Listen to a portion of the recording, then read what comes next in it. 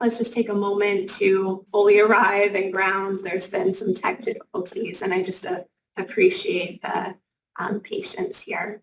My name is Katie Davidson. I work at Loyola Marymount University. I'm a graduate of their Master's in Yoga Studies program, and I am your moderator today. And so this panel is Fundamentalism, Hindu Nationalism, and Reservation Politics among Himalayan Tribes. This panel will explore Hindu nationalism among the Himalayan tribes. Ethnographic examples are drawn from Ladakh, Himachal Pradesh, and Arunachal Pradesh. And we're gonna, as I mentioned, Stephen and Radhika are no longer here, so we're gonna jump right over to Ishita Mahajan. Did I say that correctly? I hope so. Yes. Yes, great. Ishita, yes. She's a PhD candidate at University of Edinburgh, and she will be speaking about transforming relationships, Hindu nationalism, vis-a-vis deity traditions in Kulu, India. And go ahead. I think because we're at 9:15, we'll give it about 25 minutes, and then we'll... Okay, I'll stick to about 20 because I wrote according to 15 minutes and okay, beautiful. I'm not very good outside the script, so I'll just try to, but I think that also leaves enough time for questions where I will be able to expand more. I will just share my, there. So hi everyone, my name is Ishita and I am a PhD candidate here in the University of Edinburgh in the Department of Religious Studies. And I look at questions of complex agency in the deity traditions of Kulu in Himachal Pradesh, India, and how this agency sort of alters when it encounters the influence of Hindu nationalism. So in my presentation, I'm going to focus on these traditions and sort of try to kind of pinpoint the ongoing discussions I'm looking at in my thesis, but in a very, very condensed manner. And I will be literally sort of going over a lot of, sort of glossing over a lot of like nuances. So just to try to fit a lot into 15, 20 minutes that I have. But please feel free to ask me for more clarification if we have time after. So the district Kulu is located in Himachal Pradesh, which is a special category state sharing an international border with Tibet. According to the 2011 census of India, which is the last available census, almost 90% of Kulu's population is spread across rural areas, and 95% of this population is classified as Hindu, followed by 3.5% Buddhist, and a much smaller percentage of Muslims, Christians, and Sikhs in that order. The nature of Hinduism, however, needs more attention here since the Pahari or the mountain traditions of Kulu are different from the mainstream Hinduism of the plains, which has already been highlighted by many scholars such as Subhadra Mitra Channa, Ehud Halperin, Asaf Sharabi, Gerald Behrman, just to name a few. So in Kulu, the tradition of living and speaking territorial deities is then an example of the indigenous traditions that shape the local cosmopolitical landscape as well as the local temporal imaginations. So Kulu is known as the Valley of Gods because most villages here have a presiding deity, a devi or a devta.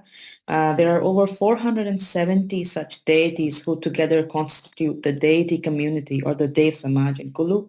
These deities are seen as rulers of their predefined territories and are believed to regulate everything from events to political activity and weather in the region.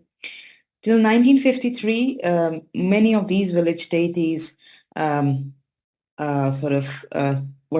central to the village economy as providers of land for communal use, for agricultural tenancies, and low-interest loans. But after the Land Redistribution Acts of 1953 and 1972, the land holdings of these deities reduced significantly.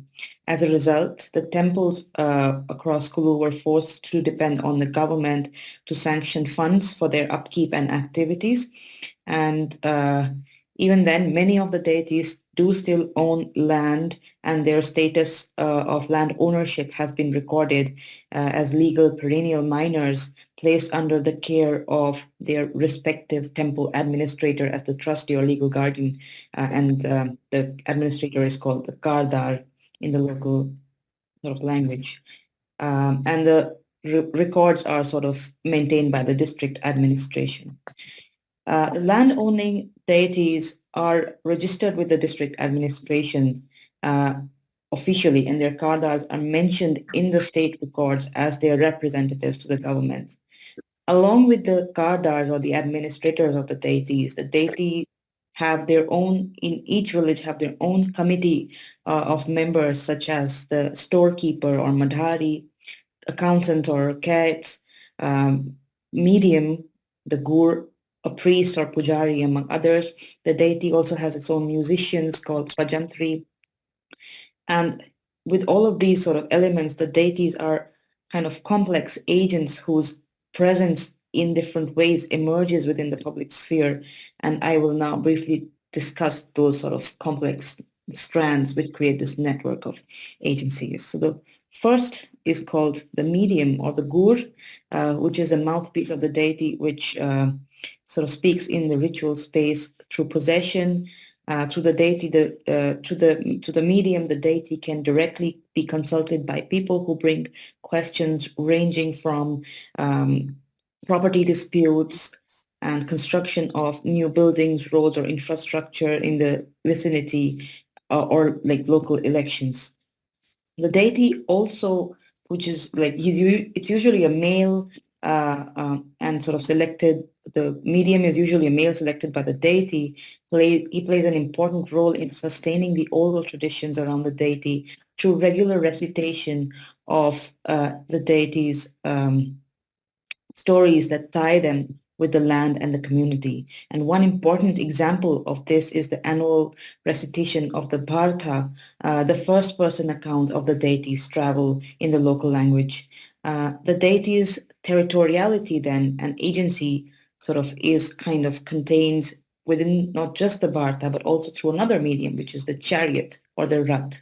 Now, the rath is a wooden palanquin carried by either 2 or 4 people, and it signifies the physical and kinesthetically materialized presence of the deity, through which the deity can directly participate in festivals, meet with other deities, go to sort of pilgrimages, survey territories, and dance, for example.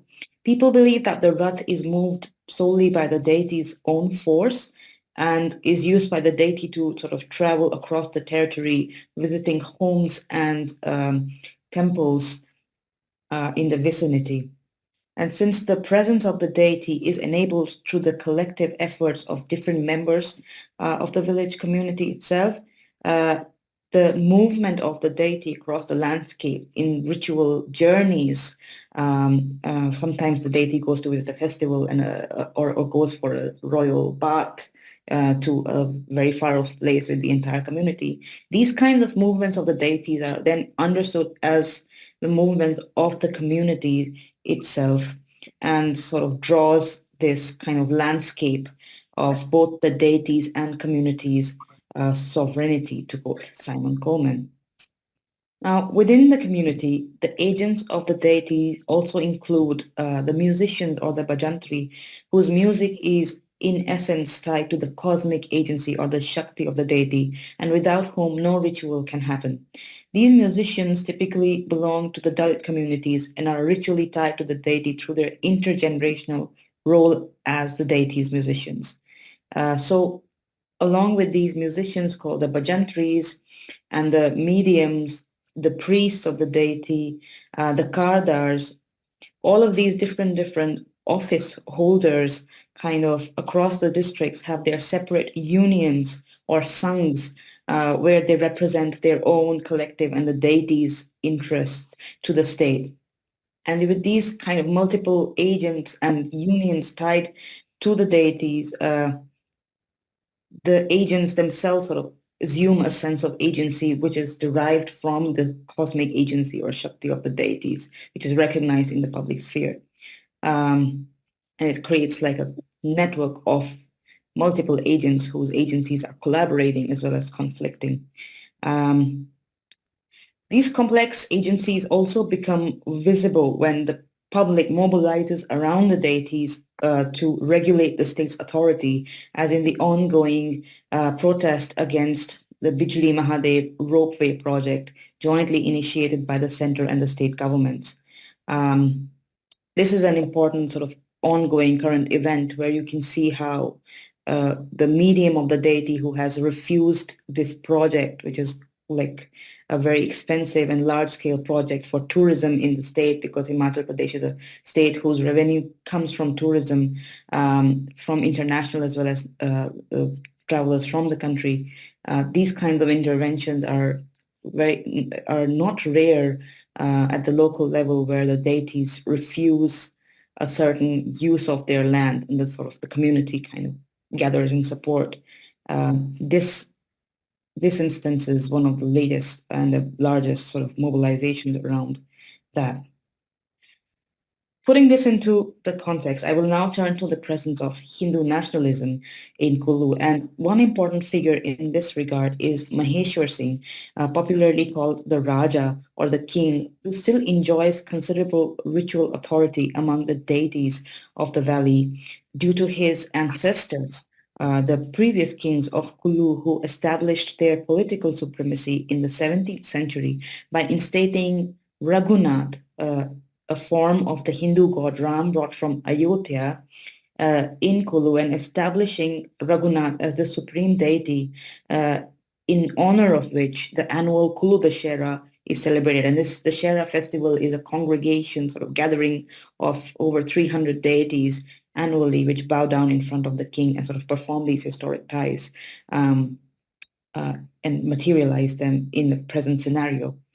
The Raja is also a member of the Bharatiya Janata Party, or the BJP, and has been an ex-MLA and member of parliament, and has ties with the organizations affiliated with the RSS, or the Rashtriya Swayamsevak Sangh, active at the local level. So these ties, in the case of the Raja, are sort of useful for the RSS to reach out to deities across villages in the district, where the Raja can invoke that ritual authority of being the king whom the deities sort of bow down to.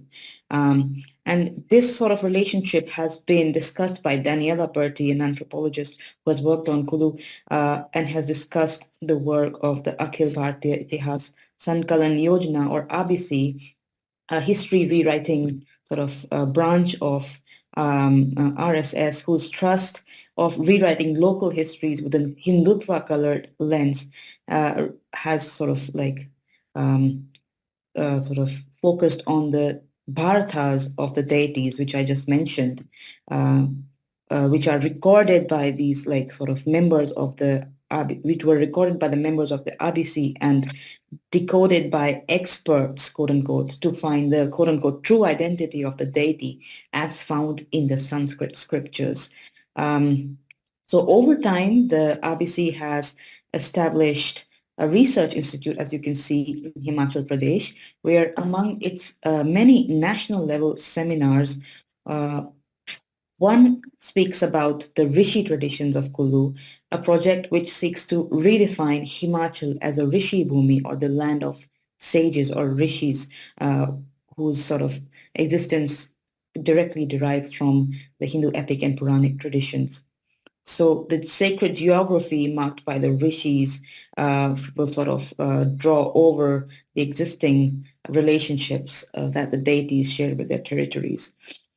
So a direct correlation of these sort of projects, where these rewriting of local histories by taking oral traditions and reinterpreting them in a Sanskritic sense, can be seen in the ways that the deities and the villages themselves are sort of changing the names of the deities from being place-based, like the deity's name would have the name of the village attached to it, to becoming directly named after the figures from Vedic, epic, and Puranic traditions uh, of Hinduism. And while these changes are visible now in a more textual level, there are also other ways where Hindutva has made inroads into the temples.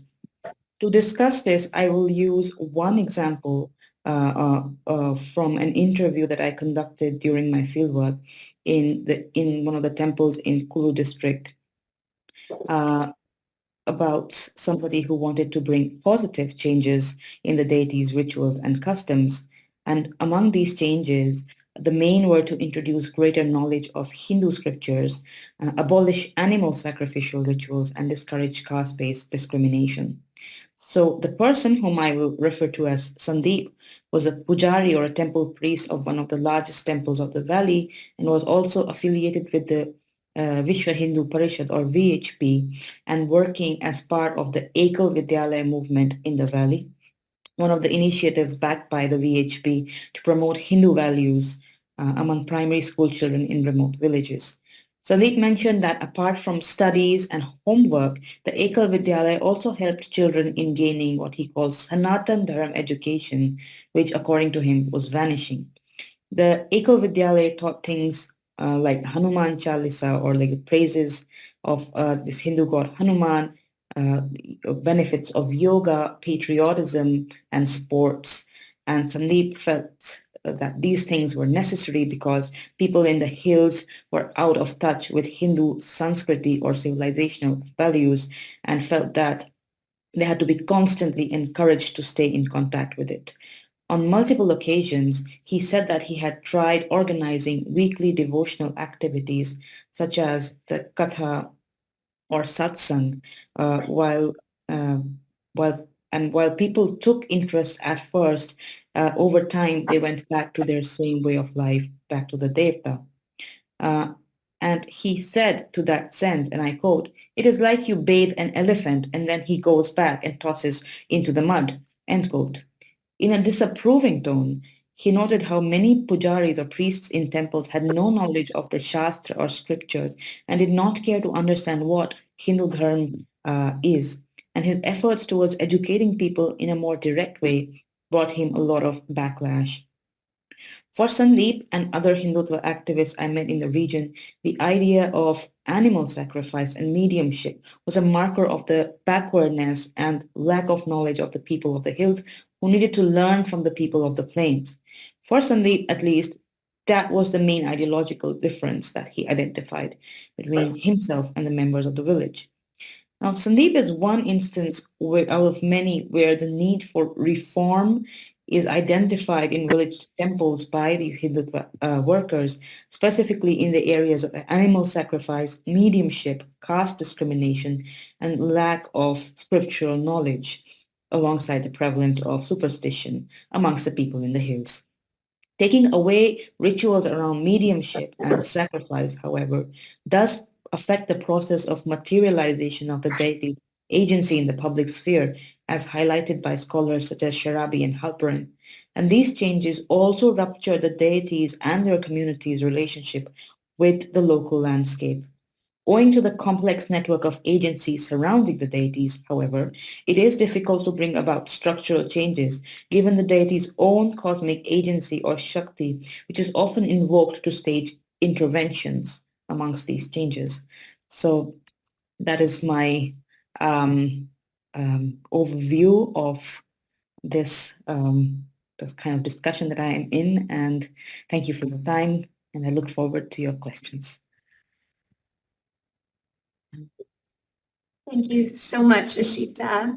I don't know what happened to the camera, but we can now open it up for questions. Does anyone have any questions for Ishita? Thank you so much for your presentation. And you can put questions either in the chat or just unmute yourself or raise your hand. Hi, Ishita. I have a question around, maybe this is a little more of a personal question around what brought you to this line of research? And how did you go about picking the location of your research? Asking as like a fellow grad school student, and I'm really curious how you kind of got to this focus. Thank you. How do I pronounce your name correctly? If you could tell It's me.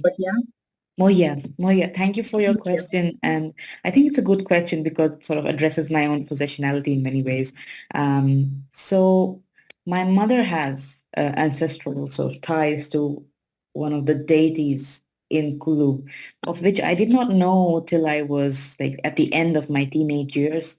But when I encountered it for the first time and I saw like this existence of a tradition where a deity can sort of enter a person's body and speak to you about very everyday issues, and sort of change the nature of how you access and understand what is understood as divine, and sort of what that its implications are for a social sort of socio-political context it is in.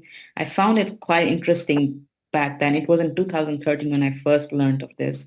My family is from Himachal, so there are sort of these traditions that, although my grandfather had stopped sort of having any contact with the deities from his side, but my mother's generation sort of reestablished the contact much later. So for me, just to be introduced to the traditions felt like initially felt like it was quite an interesting thing to understand how we understand secularism, or we understand reality marked by different sort of elements and interactions with divine, and our relationship with the landscape through that. And yeah, over time it sort of developed into what I'm working on today. I mean, that's the general answer, but if you have something more specific in my own possessionality to ask, I can also sort of focus in my answer on that.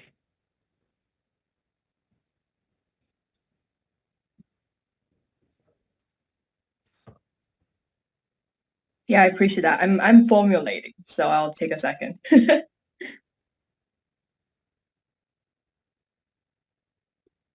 So much. And I'll just give one more moment. Are there any other questions? Thank you, Ishita, for a wonderful presentation.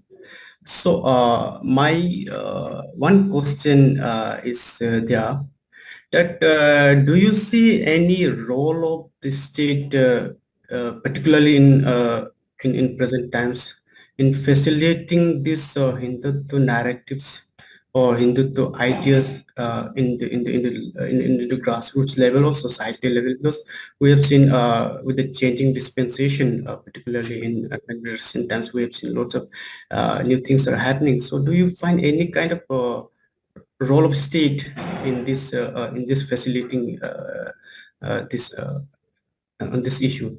Thank you.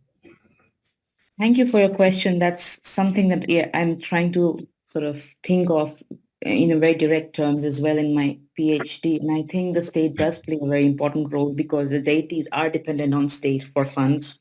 And there is like these unions called like the Kardar Sangh of all the temple administrator. So, the state becomes an important authority to which the demands or negotiations for not just funds, but this recognition of the deity's own authority comes up. But the state's policies are decided by its ministers, and they are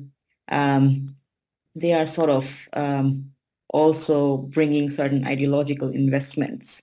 So I think that sort of patronage, like the politics of patronage, and how the Raja, the figure of the Raja, who's already tied with the BJP, is kind of very prominent in sort of infiltration of these ideas directly, because there are, if you, I mean, I don't know if this came across with you, but in 2023, the International Kulu Dashera was organized as usual, and the highlight of that festival is seen to be the Rath Yatra, or the sort of movement of the Rath, in which the Raghunath, the main supreme deity instated by the Kulu kings, along with the current king, happens. So Narendra Modi, the prime minister, was there for the first time 1 month before the election to sort of pay his respects to Raghunath, and then sort of also invoke this with the current consecration of like the Ram temple over the remains of the Babri Masjid in Ayodhya. These connections of like Ram and Raghunath in Kulu are sort of reinvigorated. And I think there are also these indirect sort of messages that sort of are sent out, because the state resources are now diverted towards all of these sort of Ram-oriented events, and now towards like maybe Dwarka and Krishna-oriented events. I don't know what the next process would be, but this whole focus on sort of the worship of Ram as like this quintessential Hindutva figure took center stage recently, and sort of culminated in how the state gets involved in this sort of hierarchy of deities and their relationships. And I also think that with the Bijli Mahadev ropeway protest that is happening, the same thing was inverted when the protesters said that if you can give land in Ayodhya based on devotional, significance and sentiments, why can't you give our land back to us here? Because this is also about devotion. So they're appealing to the same ideas, but for a very different purpose, to reclaim their their sort of ownership of that land. I hope that kind of answers your question. I went into a rant. Thank you so much. Thank you, Ishita. Thank you for the questions. And we're going to move on in this panel to Ingo. Ingo Mitalo, who just asked the last question, is a PhD candidate at Guwahati University. And he'll be presenting on contestations and negotiations, exploring the Hindutva assertion in Arunachal Pradesh, India. Arunachal Pradesh. Thank you so much. And good morning to all. So it's great to be here and to be part of this conversation. So my topic is on contestations and negotiations, exploring the Hindutva assertion in Arunachal Pradesh, India. So I'll just the intent of my paper is basically to explore and understand the ways in which the Hindutva narratives contains with the ethnic tribes, as well as the negotiations that take place between the proponents of this Hindutva ideology and the indigenous communities throughout the spectrum. So also this study also aims to examine the impact of this interaction on social cohesion, political structures, and cultural landscape in the frontier state of Indian state of Arunachal Pradesh. So to begin with the term Hindutva, whose principal idea is of course Hinduness, and so how do we construct the sense of this Hinduness is the primary question. And in this this question of Hinduness goes down to certain key characteristics. So like, for example, traditionally it has been mainly associated with the three H's, that is the Hindi, Hindu, and Hindustan. So Hindi language is important, your identity as Hindu, and the country which Hindustan is important as well. And that has been the central ideology, and they spread this all over the region from the south of India to east of India and gradually to the northeast India. So first, Now, I would go directly to the Northeast India. So Northeast India is quite interesting, primarily because, as many would know, that it is socio-culturally very different from what Indic characteristics of mainland India, bearing few regions like Assam. So it is basically a melting pot having ethnically close affiliations across border with South and Southeast Asian region. Also, traditionally, tribal identity has been a dominant characteristic. So we can see that the sub-national identity in the Northeast is more dominant than what pan-Indian imagination is. For example, like the Naga tribes identify themselves more with Nagaland and Naga identity, Manipuris with Manipur, and so on. So as a result, we have seen different fragmented identities coming to confront multiple identities in the region. So that's why we see contestations and negotiations happening between these groups. So the idea of Hindutva idea of creating a homogeneous entity encountered here with this different shades of ideas. So it is in this context we can locate Hindutva's interest in this region, in the Northeast in general. So particularly when it comes to Arunachal Pradesh, as I'm trying to share my, but since it's I'm getting a little bit of problem with this. Arunachal Pradesh is basically located is this is a kind of a federal state of Indian, which is located in the extreme northeastern part of the country. That has a total population of about 18.25 lakhs. And it is ethnically a tribal state that has 68.79% of the tribal population, comprising 26 major tribes and more than sub-tribes. So further, these tribes can be further divided into three main sects, dominant being group follower of traditional faith of animism, known as Doni Polo, or sun moon worshipper, and found mainly among the Tani groups. And second being the Buddhist, and third group can be categorized under the Vaishnavism faith. So it is interesting to know that I'm referring here James Scott's art of not being governed. In this, he argued that civilization cannot climb into the mountains.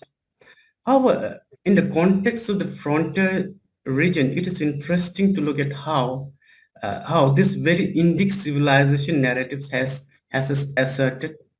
And in fact, we can see that the very idea of Hindutva has been used as a tool in the post-colonial project of state-making and nation-building narratives in the region. So this is there. And also we can see, so in this context, we can locate the very essence of Hindutva narratives in the process of region's integration with the mainland India. So in other words, we have seen kind of Hinduizing the nation building process in the frontier. So the idea of Hindutva narratives found strategically indoctrinated into the political and cultural imagination of the tribal system long back. So as we know that the present Arunachal Pradesh was loosely governed region until 1960s. And India's first Prime Minister, Jawaharlal Nehru, due to cultural and geopolitical reason, has kept the region in isolation or put it as a buffer zone with China. Nehru, in his philosophy for NEFA, also emphasized on protecting the tribes from the outside interference. However, it is interesting to know, look at that it was the Nehru who had initiated a process of Hinduizing the frontier tribes in an attempt of making them as a part of the larger India, in pan-India kind of narratives. So Nehru was also concerned with the increasing Christianization in other northeastern states and related issues of insurgency. So the objective basically was to make the frontier uh, tribes to make them loyal Indian subjects and acquainted them with majority and mainstream Indian way of life. So also in its continuum, particularly after the 1962 Chinese invasion in the then Northeastern Frontier Agency (NEFA), the process of nationalizing the frontier space also began, and as a part of this larger nationalist narratives of identity construction of Indianness, we can see the various elements of Hindutva being introduced. For example, uh, Nefa was renamed as Arunachal Pradesh, which is basically derived from the Sanskrit. So this is one such instance. Also, subsequently, we see that during the Indira Gandhi's prime ministership, uh, only Hindu missionaries were allowed to enter to carry out their missionary activities by barring others like Christian missionaries to enter the region. So missionary schools like VKV, that is the Vivekananda Kendra Vidyalaya, Ramakrishna Mission, and other various Hindu affiliated missionaries flourished under the state patronage. So also, though they use it to impart education, but also play a key role in inculcating the liberal tenets of Hindutva version of Indianness among the tribes. So, so also like Hindi language was imposed by replacing the English in the region. Also, as a part of this larger project, we have seen various mainstream cultures like Bollywood films, Hindi songs, and so many patriotic documentaries are being further promoted through the state agencies. So here we have seen the role of state in this. By 1980s, besides the state, none other state entities became the prime mover force in Hinduism the frontier space. And in this endeavor, the Hindutva organization, mainly Rashtra Swayamsevak RSS, for the first time it's established its Shakha in 1985 in the state, and later play a very crucial role in expanding their activities in the region. So we can see presently that state has more than 36 shakhas. Shakhas means basically activity centers, and more than 50 units across the districts in the state alone. So this is very quite fascinating plus very unique to the region. Along with it, other Hindutva affiliates such as Bharatiya One Kalyan Ashram, Friends of Tribal Society, Vishwa Hindu Parishad, and various other groups also work primarily with the tribal organizations there. So here we have so the Hindutva forces in the region has to do basically with three aspects. One is of course the nationalism. Second is decolonizing the Christianity.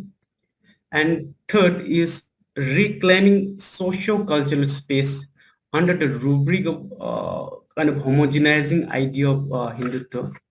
So nationalism is important because geopolitically, Arunachal Pradesh has been a contested area for long, as it has been claimed by the China as a part of the South Tibet.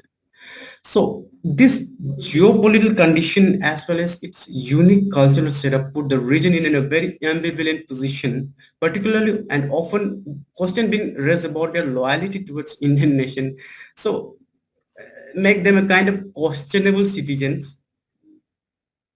And in that position and in this context, so in this context, we can understand why Hindutva forces have interest to the region.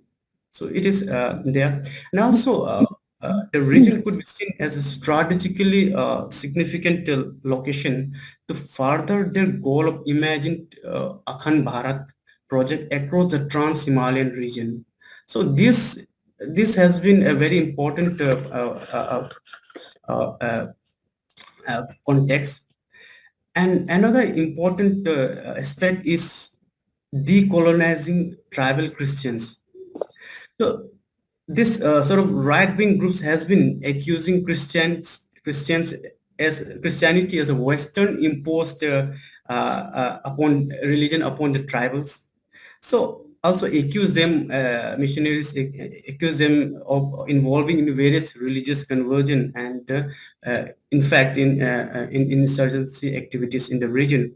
So basically this group emphasized that on decolonizing, if not exclude and nationalize them, incompatibility with the Hindutva idea.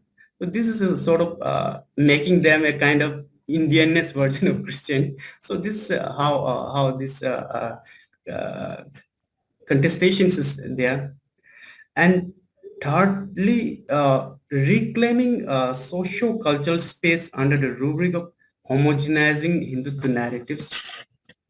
So as a part of reconfiguring this social space, socio-cultural space, we can see Hindutva ideological narratives being very strategically navigated in the realm of socio-cultural imagination of the tribes through multiple mechanisms.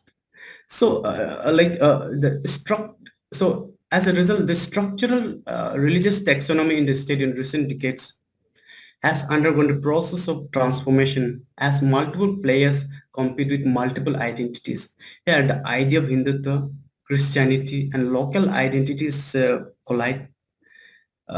While underscoring the proselytization activities by the Christian missionaries, the Hindutva affiliates such as RSS has been actively asserting their influence through the process of appropriation by placing their ideological narratives which suits the particular condition on the grounds. So their modus operandi on the ground has been to basically to align with local imaginations and aspirations. In this process, we have seen generally local notables like politicians or elites or other particularly youths, and in this also categorization like school dropout youths, they they are the very important facilitator in mobilizing their sort of agenda in the region. For instance, like through them, they push reformist agenda in the state, like though primarily targeting Christian missionaries activities, and also force the tribes to institutionalize their religious practices as well. And as a result, we have seen various new forms of religious taxonomies in the state that is flourishing under the Hindutva arrangement. So, in fact, they consider tribal religion is nothing but a part of the larger Hindu religion. So they have introduced the images of gods and goddesses, constructing temples, textualizing tribal religious chants in a manner very similar to Hinduism, which was kind of alien to the tribes few decades back. So also they facilitate tribes to Hindus their gods and goddesses by incorporating them into the Hindu pantheon in pictorial form that which we frequently find in villages. So it's just a testimony of it. So interestingly, the process of constructing social cultural appropriation was attempted primarily based on myths and histories of the tribes that fits the region with the larger Indic imagination of the Hindutva. So they often use places, artifacts and names in the region that are imbued with the new meanings.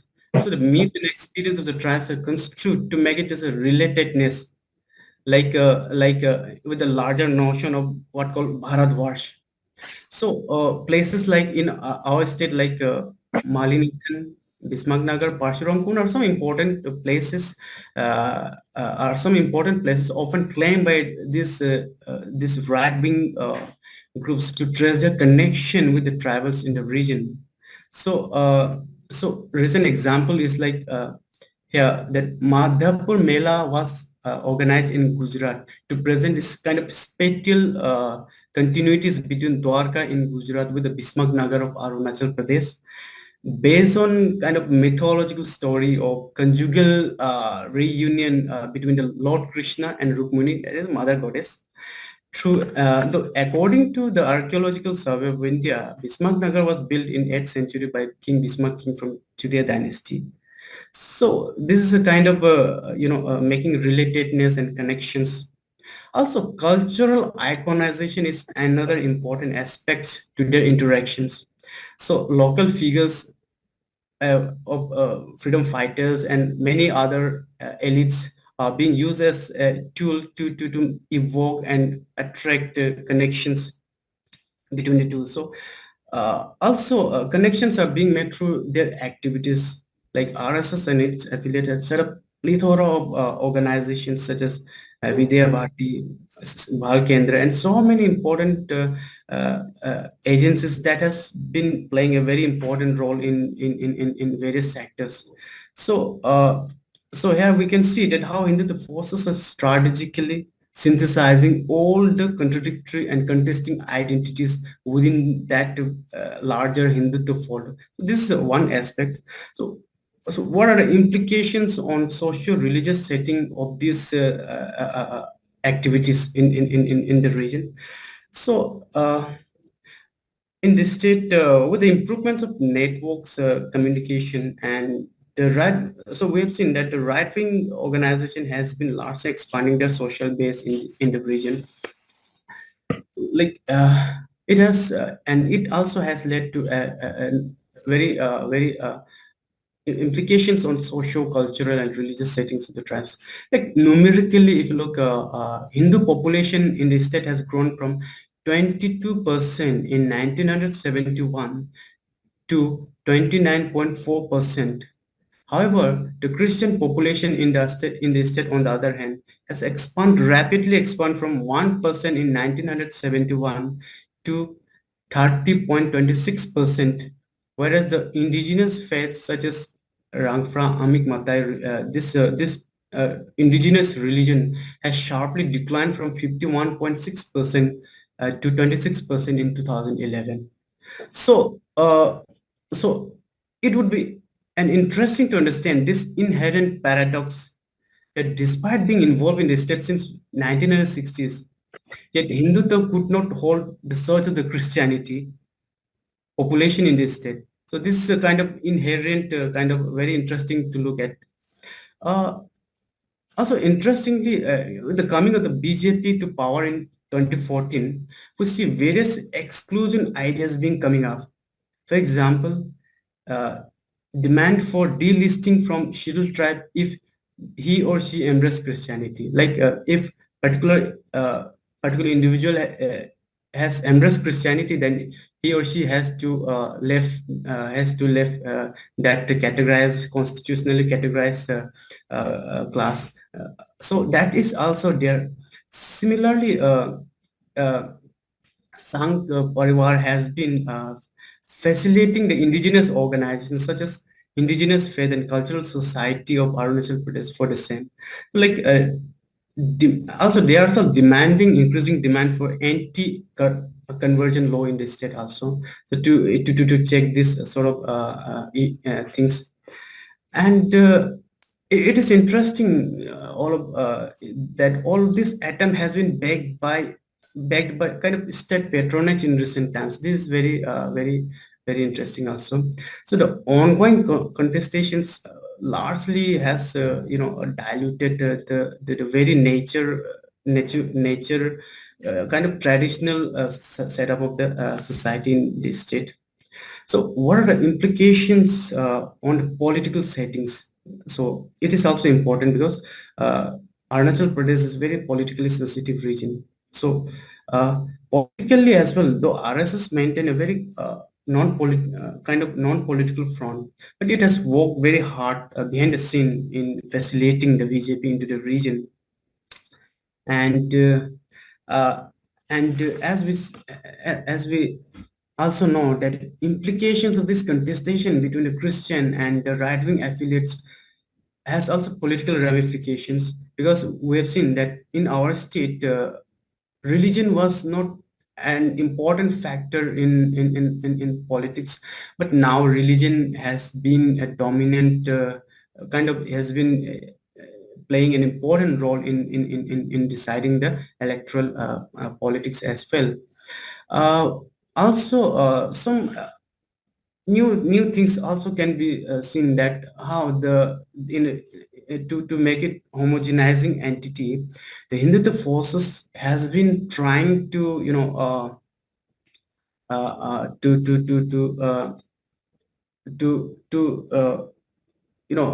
to make it homogenizing.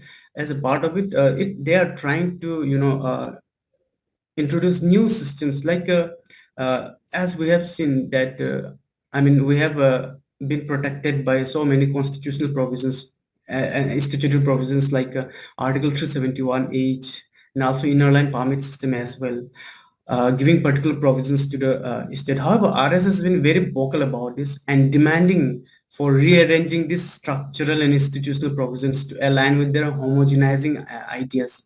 So, for example, like creation of indigenous faith and cultural affairs as a separate government department to check religious conversion is mainly seen as a RSS-led BJP dispensation to facilitate Hindu force to play a role in the tribal affairs, in managing the tribal affairs in the state. So so we argue that RSS-led BJP, argue that it has effectively pushed their Hindutva narratives, touching upon the critical issues that have a larger ramifications on the polity of the state. So in conclusion, I would say, irrespective of left or right-oriented political parties at the Delhi, Hindutva force has been there and has been a key instrument in achieving state's objective in the region. So importantly, it is also found that mobilizing strategy of the Hindutva forces in the state presents a very contrasting impression, as they have subtly moved away from the conventional techniques of mobilization generally employed in Hindi heartland state. So in the context of Arunachal Pradesh, it has echoed regional facet by strategically recalibrating its operational aspect to sustain itself in a very highly contested space. So they sought to make an optimal mix of cultural and identity localization within the rubric of Indian nationalism. Oh, sorry, Hindu nationalism. So also to some extent, they succeed in navigating their ideas into the realm of socio-cultural and religious settings, and manage to capture political and cultural imagination of the tribes at the periphery, who has been felt marginalized by the mainstream. So, however, it is also important to understand the challenges as well. The tribal society maintains very complex and strands of relationship, holding strong connections through community customs and traditions. And because of this, generally tribal people identify themselves with their respective clan and community more than other religious or ideological affiliations. Also, it is its manifestation. Also, it's like limitations manifest when the RSS led BJP is silent on beef consumption, which is very burning issue in India. But its silence, its consumption issue in the region, which contradicts their own position in their own cow belt or Hindi heartland area. So this is one such manifestation of their manifold limitations. So also politically as well. Uh, I don't want to interrupt you. I just want to be mindful of time and make sure we have enough time for Salomé's talk. We only have about 20 more minutes before this breakout room shuts off. So sure. if there's just a concluding thought you want to leave us with, so we can move along and just see if there's time for one question maybe, that would be great. Sure, ma'am. Yeah, thank you so much. So, it is so all this led to the important questions on whether tribals are serious co-participant and ready to welcome Hindutva ideas to enter into their belief system as well as a practice system, or is it a transactional relationship based on exchange of material benefits? So this is interesting. This would be interesting to see how exactly what relationship is. Thank you so much. Thank you, Ingo. Sorry, I didn't mean to interrupt. No issue, ma'am. We maybe have time for one question if anyone has a question. I can quickly sort of ask one small question because you mentioned the Madhapur thing, and Yeah. I remember reading that the Krishna and Rukmini sort of connections are drawn with Irumishmi tribe of Arunachal Pradesh, constituted Rukmini. And now that, in the current scenario, after Ayodhya, the focus from Ram has shifted to Krishna, like getting all the mosques around for worship of Krishna in Dwarka, and the political sort of polarization focus has moved to that sort of aspect. So is its effects also translating into Arunachal Pradesh and the way the narrative of Rukmini is kind of used to gain momentum over this kind of relationship between the two, under also the abhiyan, right? The Ek Bharat, Shresth Bharat, between two parts of the country, the government trying to create that sort of cultural uniformity or ties. Thank you, Ishita. Yes, I myself belong to Idumishmi community from Arunachal Pradesh. So I'm very well aware about how the things are being there. And yes, it is true that sort of attempting connection based on myths and histories and lots of things are going on. But it is also important to know that as in the last section, I have raised a question whether this connection is really translating. I mean, is based very is it based on real connection, or is it kind of a transactional kind of exchange that okay, like suppose if I will agree to your suppose just example, like I will agree to your so-called ideas, but at the same time what I'm getting from you, so kind of exchanges, kind of transaction. So that would be very interesting. But in the present context, what I can say is that things are there, but it is it has been also there. So it would be more important to look at the political situation, as we have seen that the elections are coming. So how long it will be used as a tool uh, to influence, and moreover whether it will translate into getting board, that is a kind of very interesting to see. Thank you. Thank you. Thank you both for this discussion. And then I'll turn it over. Am I saying your name right? Is this Salomé? Yeah, my family name is Deboos. Welcome, Salomé Deboos. Salomé is a lecturer at the Center for Himalayan Studies in New Delhi. And she will be presenting on being a female migrant in the Indian Himalayas, indirect discourses of fundamentalism processes in Padum Zanskar. Yeah, just I'm full senior professorship in University of Lyon in France.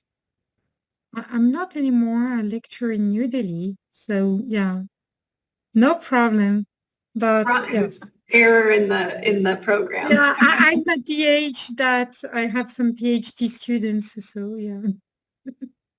I'm going to talk about being a female migrant in the Indian Himalayas, indirect and direct discourses of fundamentalism processes in Padum Zanskar.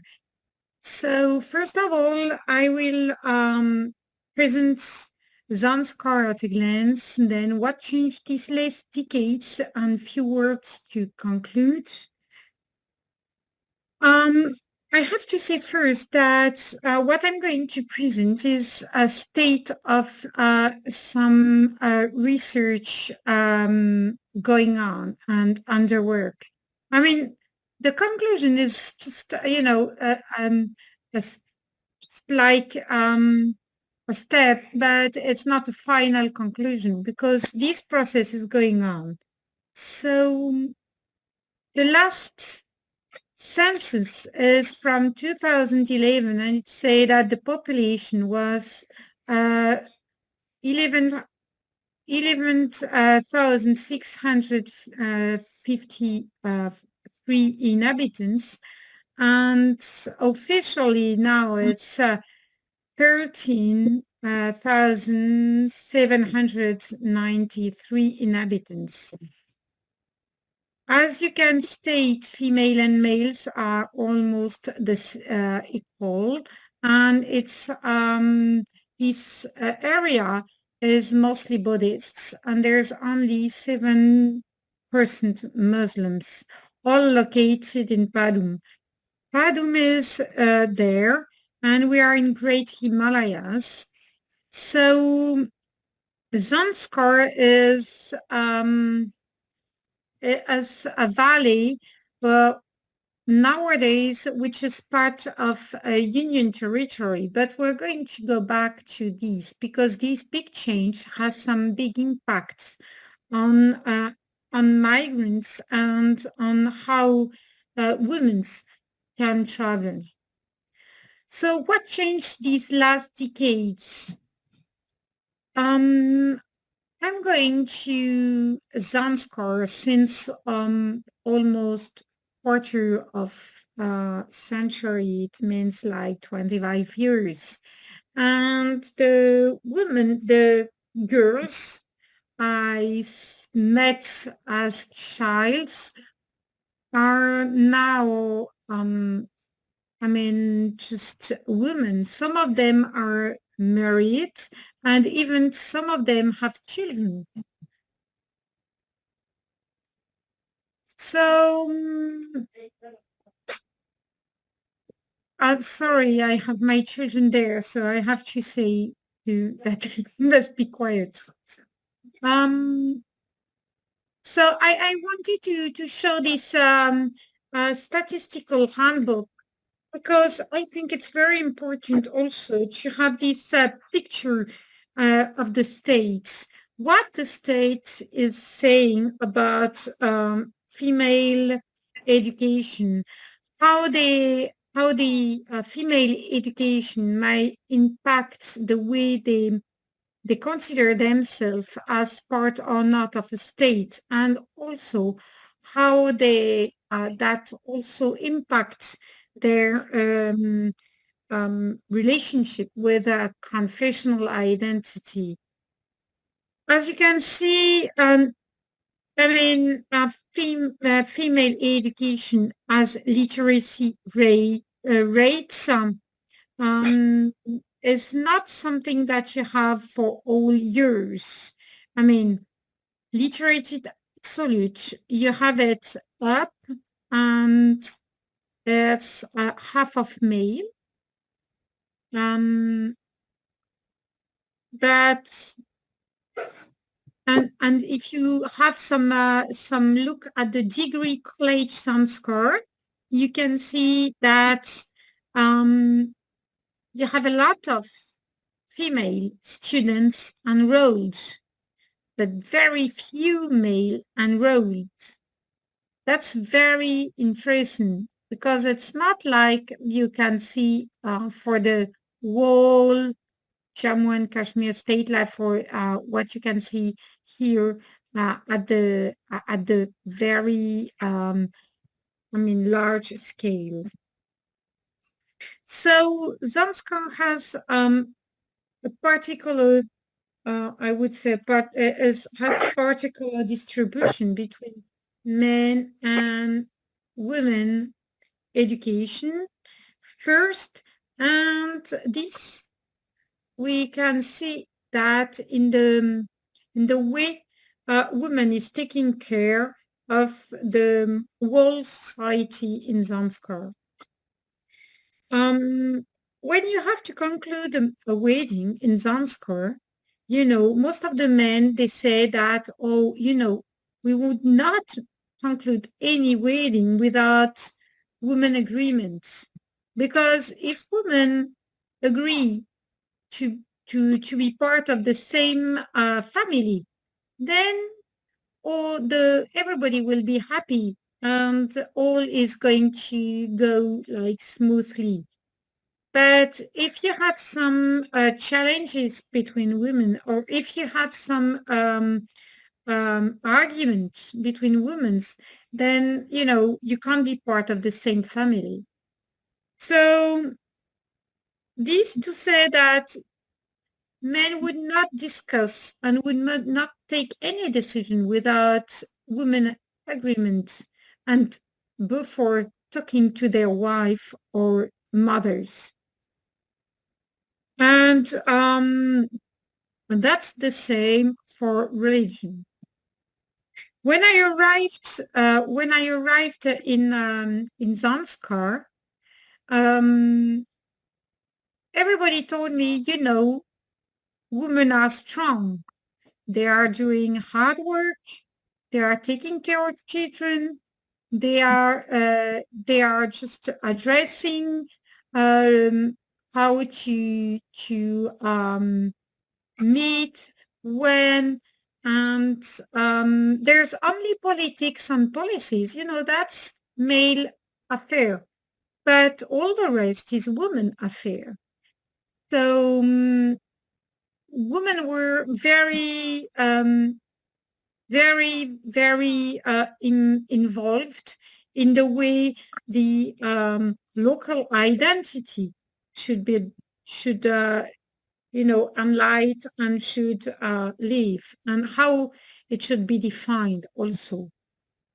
They were, no matter that they were Buddhist or Muslim, all women have the same status, like a recognized status.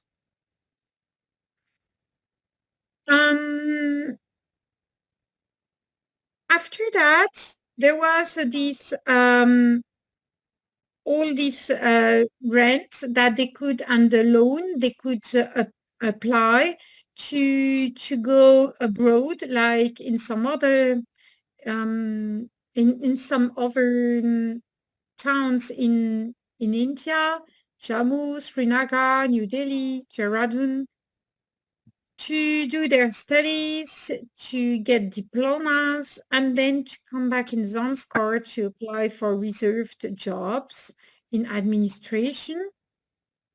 These young women, when they had to travel in India, even if they had a loan for their studies, they didn't have any loan for their stay and cattle.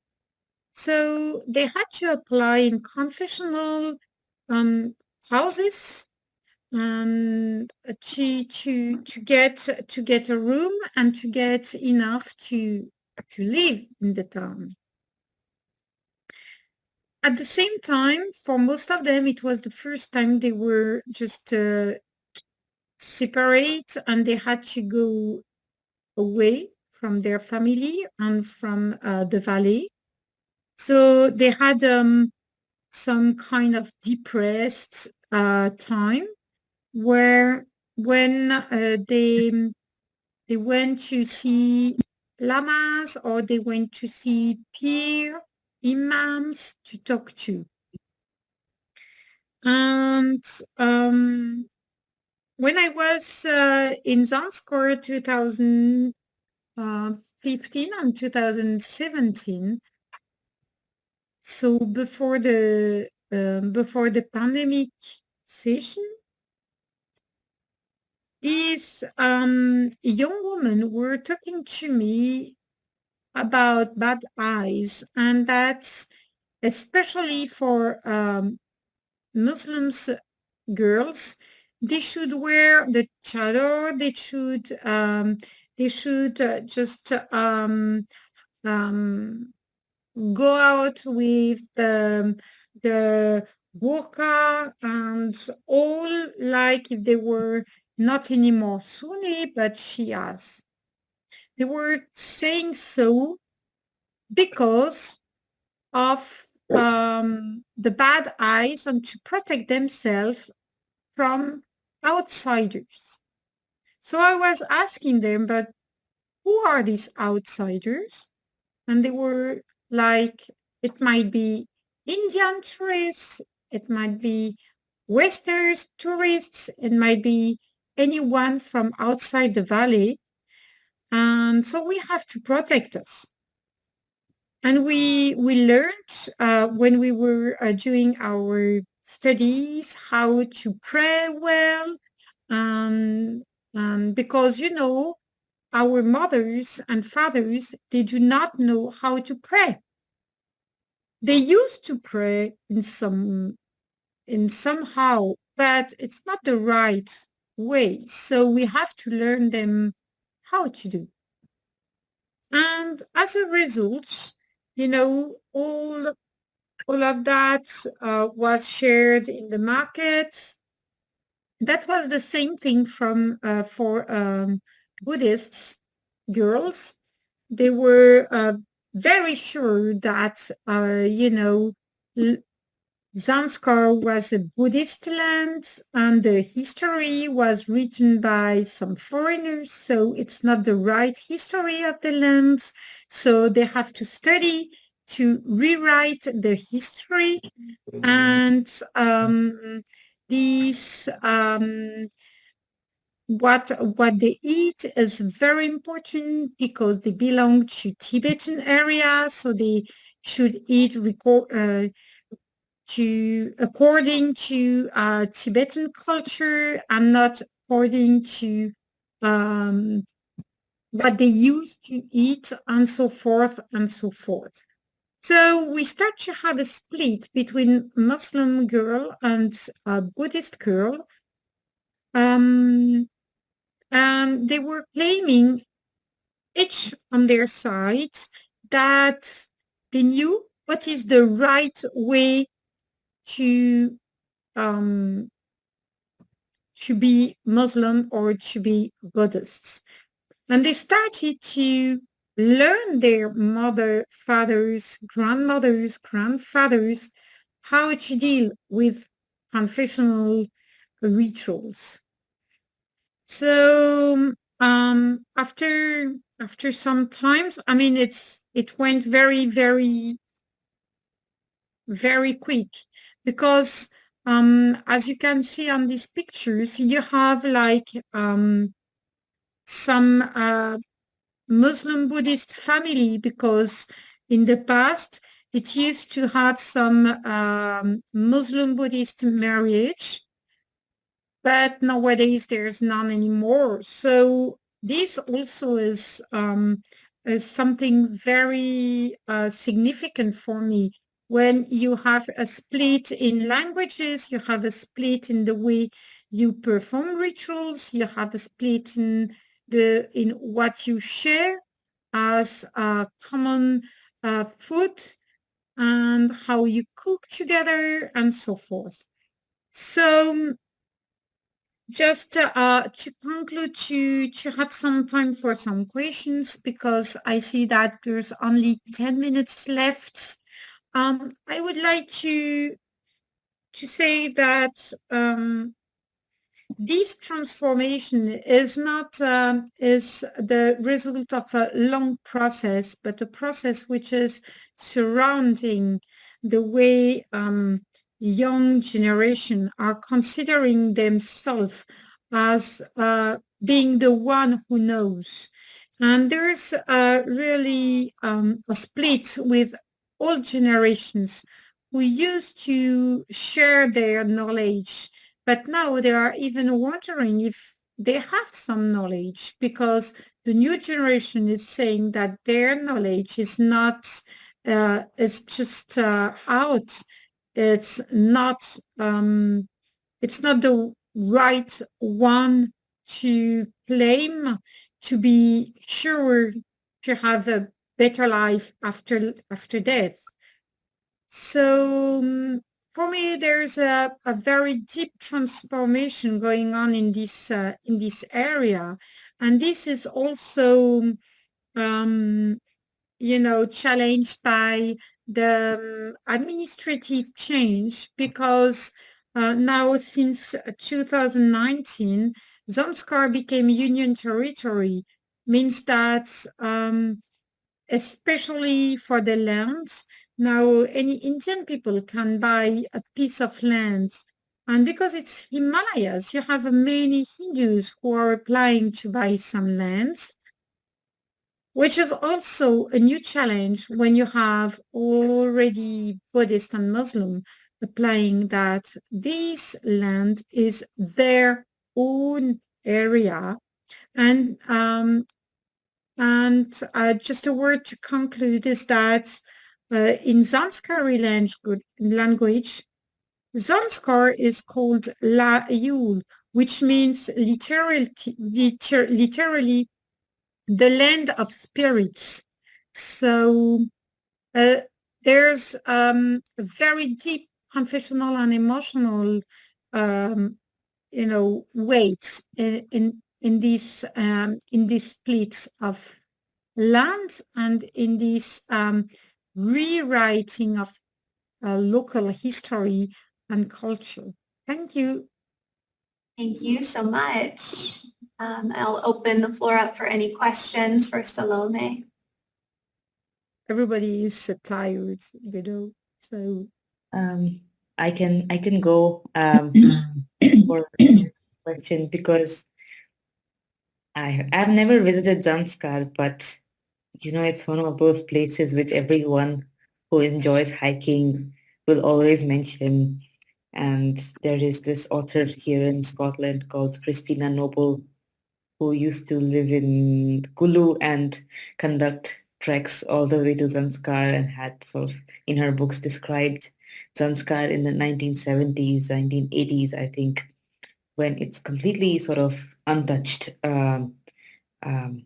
by external sort of elements of tourism or that kind of interaction, except people migrating to the city. Yeah, that's a fantasy, I might say, because Zanskar is part of the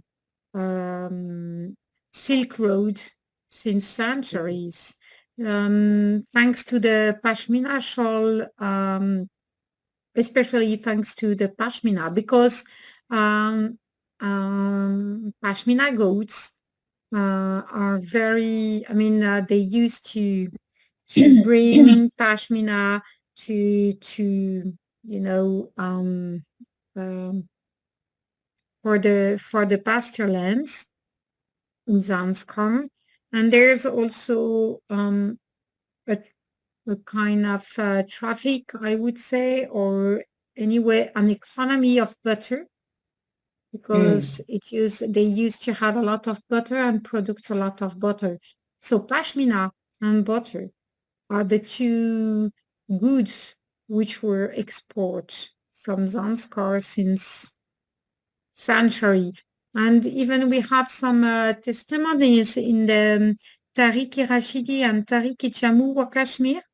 That's the great Mughal sent one of his merchant, Mirza Haidar, to be very aware of how much Zanskarpas, so inhabitants of Zanskar, are producing Pashmina wool. So in order to be sure that he can get the whole wool on his markets and not some benefits for local people.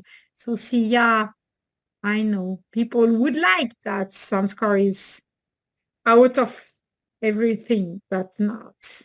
Yes, because that's what the book sort of describes. It's untouched by capitalism and, the tourism should not take off because then it will corrupt the purity of the locals. But well, yeah, Zanskar does fall into the old sort of silk as well as the wool routes going through India.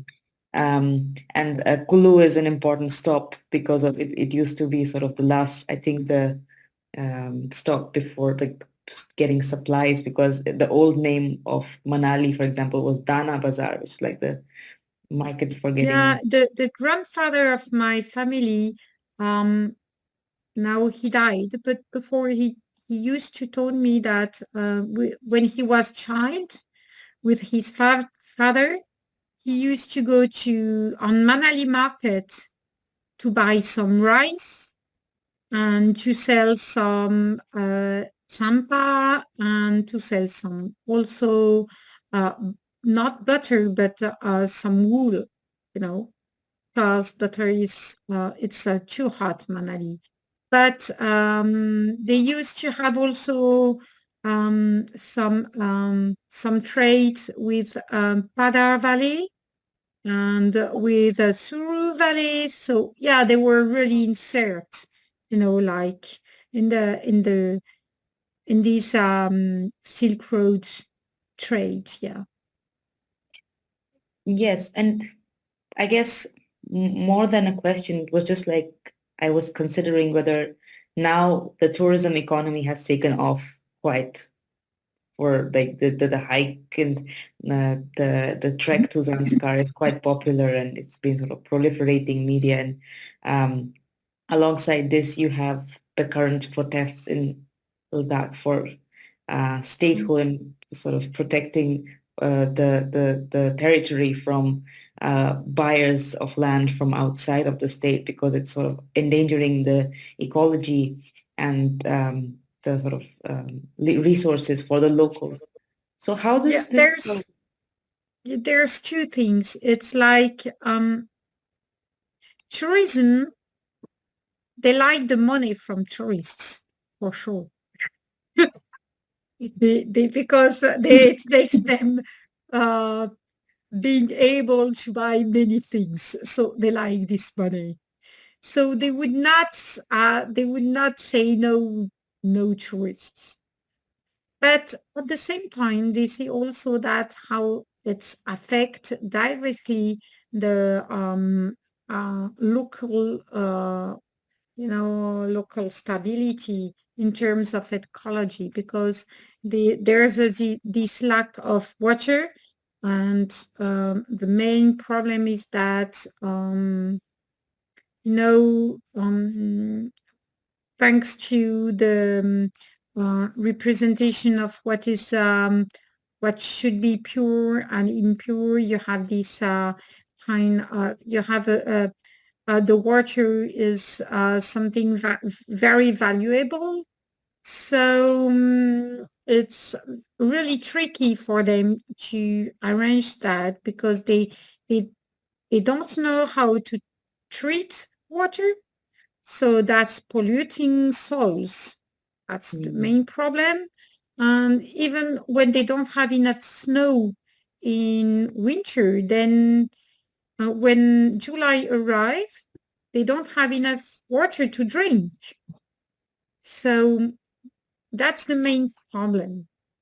The other thing is that there's some political issue surrounding all of that. It's like the Ladakh Buddhist Association is a local association, which is which is also very close to BGP, and claim that this area is a sect area and should be reserved to monasteries, and also to and they have in their mind that it should be safe from any kind of Islam.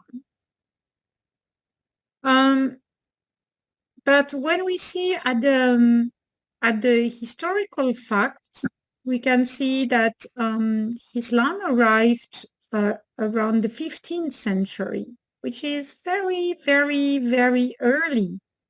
And the Islam, which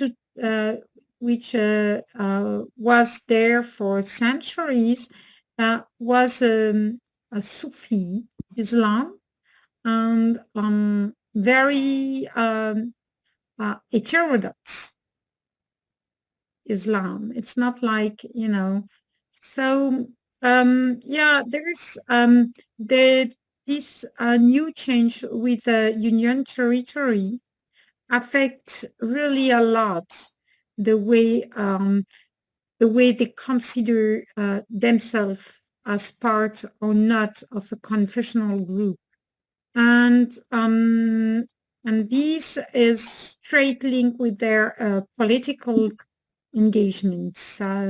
That's sure. Thank you.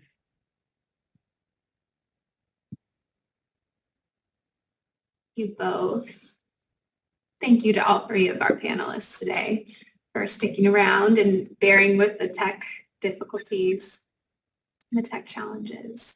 Thank you very much. Yeah, you're Thank so you welcome. of you.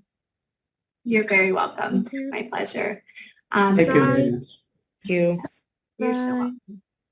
welcome. Yes, thank you so much for participating. It looks like we're going to get kicked off here in about 45 seconds. And hope you enjoy the rest of the conference. We appreciate you being here. Thank you once again. Nice meeting all of you, and I really enjoyed everyone's papers. Me too. Thank you. Have a good day. Me too. Yeah, yeah. So have a good day to all.